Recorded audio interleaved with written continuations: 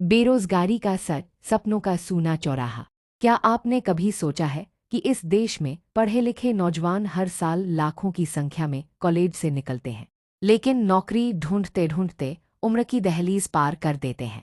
हर साल करोड़ों छात्र 10वीं 12वीं ग्रेजुएशन पोस्ट ग्रेजुएशन तक की पढ़ाई पूरी करते हैं, लेकिन जब नौकरी की बारी आती है तो न कहीं वैकेंसी है न कोई रास्ता। तो सवाल उठता है, बेरोजगारी इतनी क्यों बढ़ रही है? शिक्षा व्यवस्था, डिग्री मिलती है, हुनर नहीं। हमारे देश की शिक्षा व्यवस्था आज भी रटने और नंबर लाने पर टिकी है। स्कूलों और कॉलेजों में जो पढ़ाया जा रहा है उसका सीधा इस्तेमाल जिंदगी की समस्याओं या नौकरी की ज़रूरतों में नहीं होता।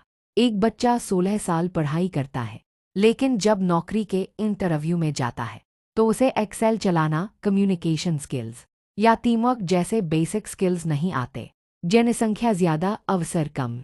भारत की जनसंख्या 140 करोड़ के पार जा चुकी है। हर साल लाखों युवा नौकरी की दौड़ में उतरते हैं, लेकिन सरकार और प्राइवेट सेक्टर इतने मौके नहीं बना पा रहे।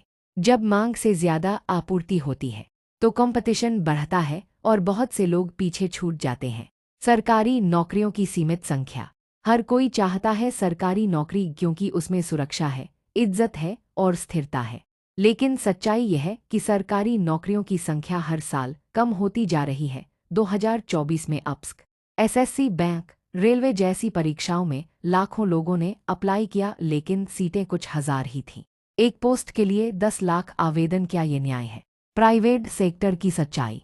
प्राइवेट कंपनियां अब ऑटोमेशन और एआई पर ज्यादा ध्यान दे रही हैं, यानी इंसानों की जगह मशीनें काम कर रही हैं।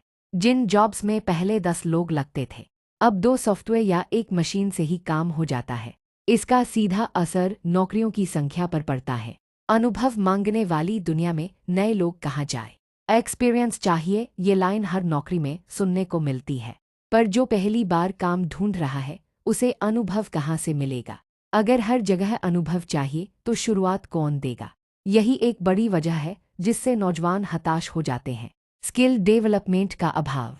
देश में लाखों युवा सिर्फ डिग्री पर भरोसा करते हैं, लेकिन आज के समय में स्किल्स की मांग है, जैसे digital marketing, coding, video editing, sales, communication आदि। कई बार एक 12वीं पास लड़का डिजिटल स्किल से 50,000 कमा लेता है और एक ग्रेजुएट सिर्फ सरकारी नौकरी के चक्कर में बेरोजगार बैठा होता है। रिजर्वेशन और सिस्टम की कमजोरी। रिजर्वेशन की बहस आज भी जटिल है। कई मेधावी छात्र सिर्फ इसीलिए छूट जाते हैं क्योंकि उनके पास आरक्षण नहीं है। सिस्टम इतना धीमा है कि एक बार वैकेंसी निकलती है